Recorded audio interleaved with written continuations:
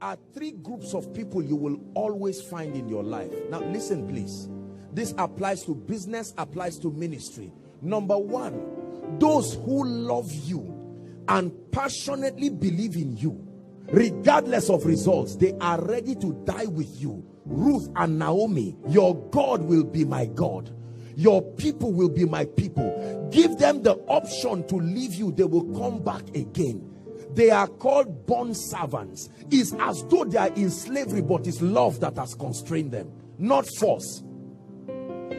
These are the men that came to David in the cave of Adullam. There was no hope. David was a frustrated failure in the cave of Adullam. But they left the pleasure of the palace and came. They covenanted with themselves that David, we will make you king.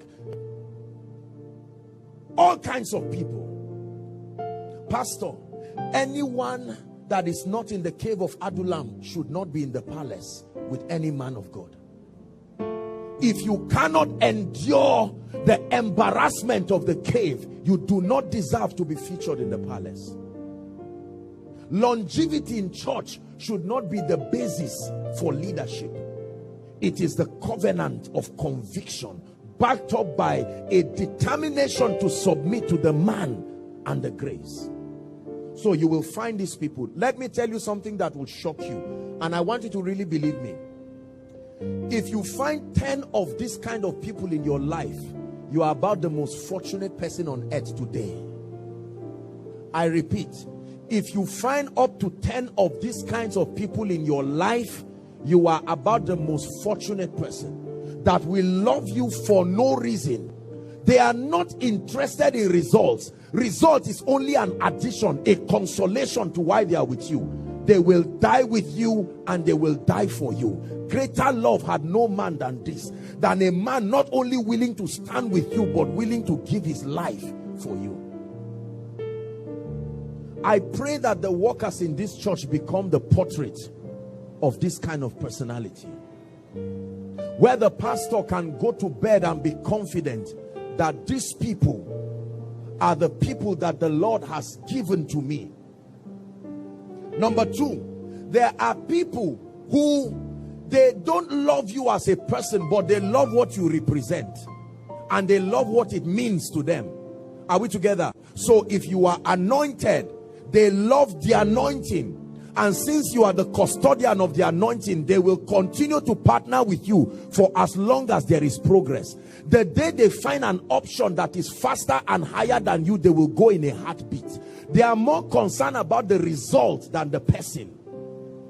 So for as long as the church or the business is rising and increasing, they love it. Pastor, I love you. Did you see the wheelchair? Pastor, I love you. I mean, we just bought these sounds. I mean, Pastor, where did you get 100 million naira? I mean, you just got favor with the president. I'm seeing your photos everywhere. The difference between this guy and this guy, both of them do the same thing. Motive is the difference. You will be deceived into things. They are the first to wake you up in the morning. Pastor, you want to travel? I mean, can I do anything for you? And you are so touched and say, my God, what a person. Was it not Peter who told Jesus, you know, Jesus told him, let me wash your feet. Say, no. I honor you too much to allow you to do this. And brothers and sisters, in a heartbeat, Peter ran away. A little girl saw him and said, I've seen you one crusade. I mean, I don't know what you are talking about. And Jesus looked at him. They don't love you. They love what you represent. They love your progress. A majority of the people you find in church are here.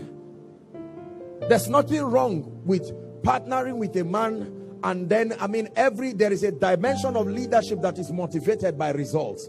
But brothers and sisters, listen, let me tell you the truth. In the days that we live, your love and your commitment must be beyond result for you to be fruitful. So you find these kinds of people. The third are people who don't like you. They don't even believe in what you stand. But when you are fighting an enemy that is also their enemy, they will partner temporarily to join you. Are you seeing that now? The scribes and the Pharisees had always been enemies. Are we together? They had arguments about the resurrection. They hated themselves. But at this point in time, they discovered that Jesus came. He was a bigger enemy. And so they came together as a team. Do you know, once upon a time, Barabbas was a capon. He was a destroyer.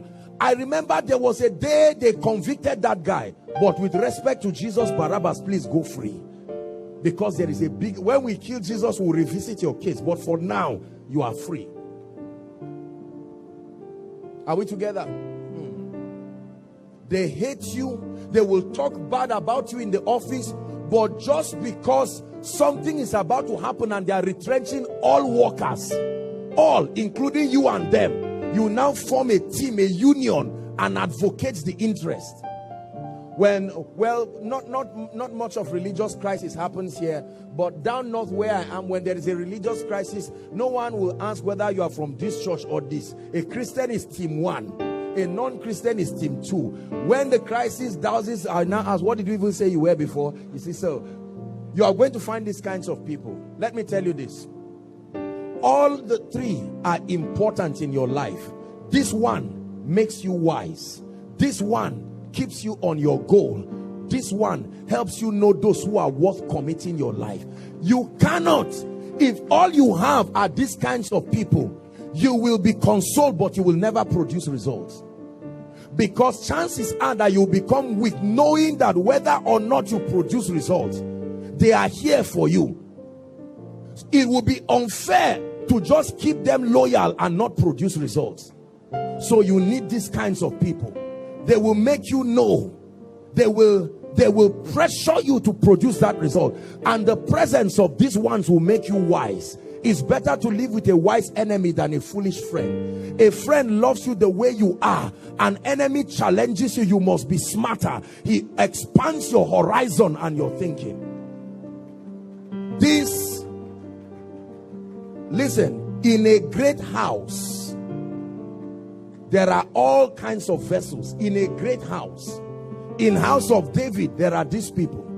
In Koinonia, there are these people. Everywhere, every business.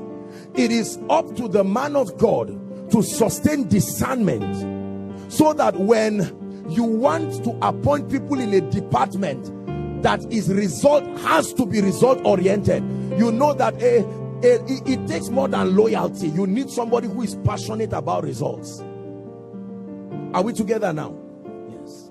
There are three groups of people you will